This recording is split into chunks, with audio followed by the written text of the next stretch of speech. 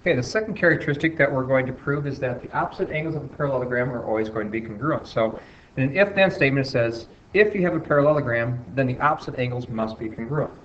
So to start off with, we're going to go right back to the statement that if we have a parallelogram, so ABCD has to start off as a parallelogram, that's our given. How can we prove that the opposite angles are always going to be congruent? Now the opposite angles are going to be A and C and D and B. So that's our responsibility, is to prove that they're going to be congruent.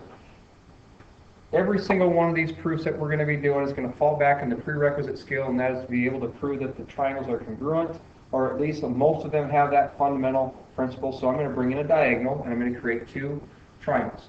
If I do that, if you recall from the very last proof that we did, if we draw a diagonal, it creates two congruent triangles. So right away, I can already piggyback off of what I did in the first proof and say triangle ADB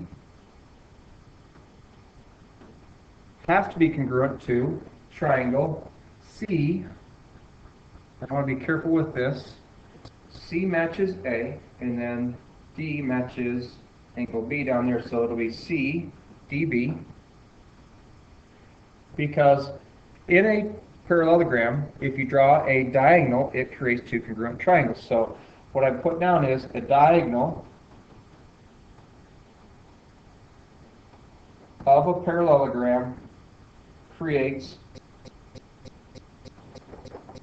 two congruent triangles. So I know that those two triangles are congruent. Because the two triangles are congruent, then I know that angle A has to be congruent to angle C because they're corresponding parts of congruent triangles. So we got angle A is congruent to angle C because of C, P, C, T, C. So then if we want to prove that angle D is going to be the same as angle B, all I'm going to do is I'm going to take these out, and I'm going to say, well, wait a minute, I've got another diagonal that I could create in here, and I could put the diagonal from A to C. Now, I know from our previous proof that every time I draw a diagonal in a parallelogram, it will create two congruent triangles. So now what I'm going to do is I'm going to simply write, I know that triangle ADC has to be congruent to triangle. If I do ADC, I got to go, since C and A are the same, I can go CBA. And again, it's by the same reason that we had before, so this time I'm going to go a diagonal. Try that again with the spelling.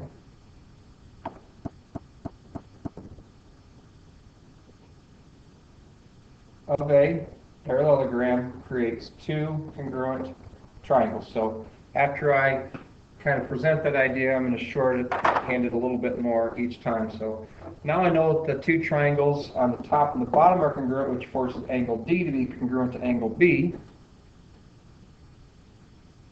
Is congruent to angle D because of C, P, C, T, C. The corresponding parts of our congruent triangles are congruent. And that's all we really need to do in order to prove that this characteristic number 2 is true. So now what we've proven is that every time we have a parallelogram, the opposite angles are congruent. And the nice thing, as we get more and more information about our parallelograms proven, we get to use those in the next proof that we have. So they're going to kind of build, and you can use them once we've proven them.